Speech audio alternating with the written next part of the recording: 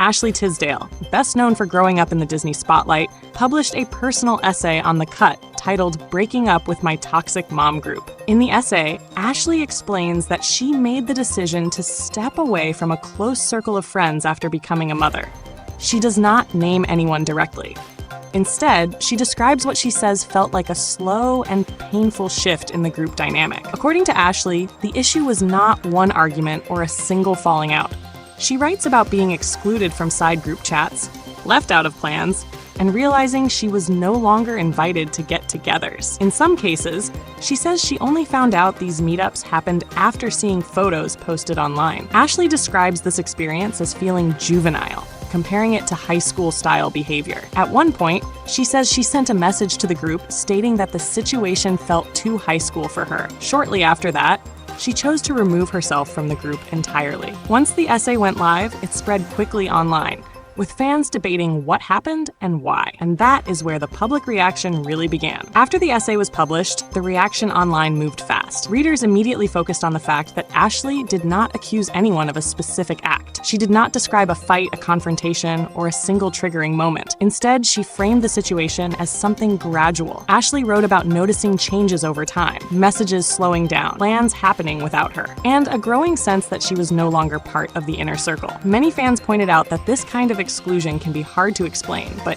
easy to feel. In comment sections and forums, people shared similar experiences, especially among parent groups. Several said the essay resonated because it described something subtle rather than dramatic. Ashley also made it clear that the decision to leave was hers. She did not say she was forced out. She said she chose to step away once she realized the dynamic was no longer healthy for her. That distinction mattered to a lot of readers. Rather than positioning herself as a victim of a single person, Ashley framed the situation as a pattern that no longer aligned with her life.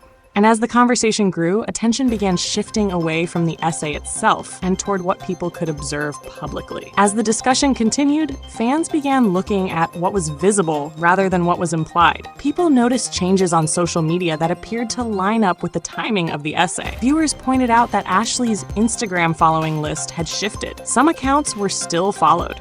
Others were no longer there.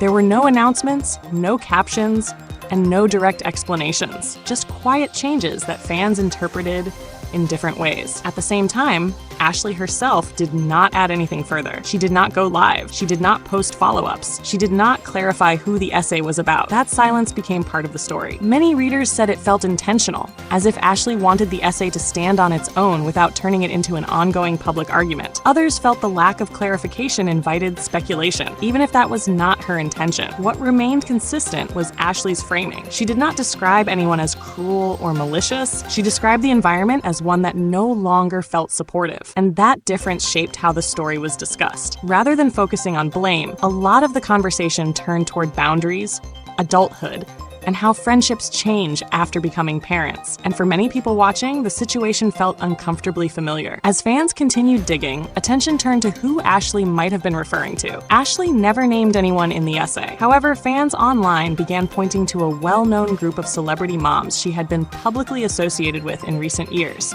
Those names included Hilary Duff, Mandy Moore, and Meghan Trainor.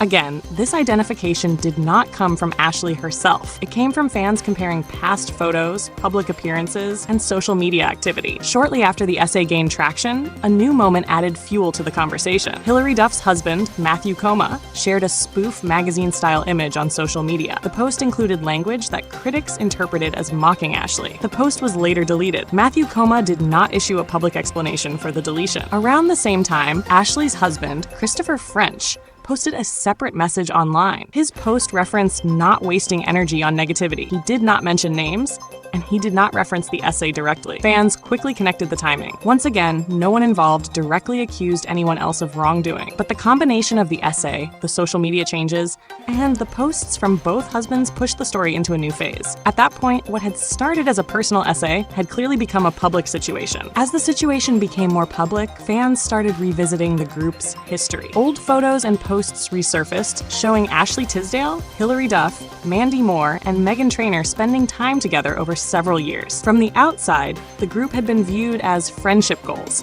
successful careers, similar life stages, and children around the same age. Ashley's essay challenged that image. Readers pointed out that the contrast between public appearances and private experiences is often where these situations become painful. Importantly, none of the other women publicly responded to the essay itself. That silence led to mixed interpretations. Some people viewed it as an attempt to avoid escalating the situation. Others felt it left Ashley's account uncontested in the public eye. But legally and factually, the only first-hand account remained Ashley's own words in the essay. Everything else was observation, reaction, and interpretation. And as more people weighed in, the story began shifting away from celebrity gossip and toward a much broader conversation. Ashley's essay started circulating in parenting spaces, not just entertainment news. Mothers across different age groups began sharing similar stories of friendship changes after having children. Many said the most relatable part was the lack of confrontation. No arguments, no clear ending, just distance. Commenters pointed out that adult friendships often end quietly, without closure, which can make them harder to process. Ashley's decision to describe the situation as toxic also drew attention. She did not use the word lightly. She explained that the environment affected her emotional well-being and sense of belonging. Readers noted that she framed the choice to leave as an act of self-protection, not retaliation. This framing mattered. Instead of asking who was right or wrong, much of the discussion centered on whether people are obligated to stay in friendships that no longer feel supportive. Some fans praised Ashley for walking away without publicly attacking anyone. Others felt uncomfortable with how quickly the internet tried to assign roles like victim and villain. What remained consistent was that Ashley's essay struck a nerve. It wasn't just about famous people. For many readers, it mirrored real experiences they had never talked about publicly. And that is why the story continued to grow, even without new statements. As the days passed, one detail stood out to a lot of observers. Ashley did not walk anything back. She did not soften her language, she did not add clarifications, and she did not suggest the situation was misunderstood. At the same time, she also did not escalate it. There were no interviews expanding on the essay, no follow-up posts explaining who did what, no attempt to control the narrative once it left her hands.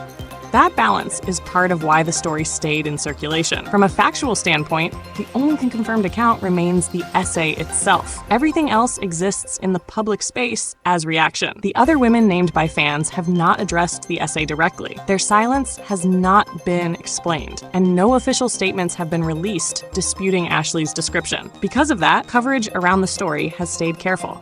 Most outlets have framed it as one person's experience rather than an accusation. At the end of the day, this story does not come with a clean conclusion. There was no public argument, no official fallout announcement, and no resolution played out online.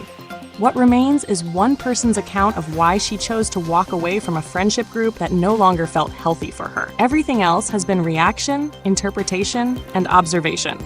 Ashley Tisdale shared her experience. Others stayed silent, and the internet filled in the gaps. For some people, this story is uncomfortable because it feels familiar. Friendships that fade without explanation, groups that quietly close ranks, and the realization that sometimes leaving is the only option.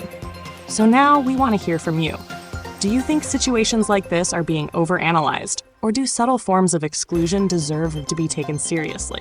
Is stepping away without confrontation a sign of maturity? Or does silence create more questions than answers? If you want us to keep breaking down stories like this in a way that sticks to the facts and avoids the noise, make sure you're subscribed. We'll keep watching what unfolds, and we'll be here when the next chapter writes itself.